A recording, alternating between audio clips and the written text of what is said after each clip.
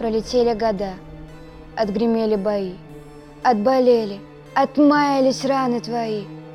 Но далекому мужеству верность храня, ты стоишь и молчишь у святого огня. Ты же выжил, солдат, хоть 100 раз умирал, хоть друзей хоронил и хоть насмерть стоял. Почему же ты замер на сердце ладонь? И в глазах, как в ручьях, отразился огонь.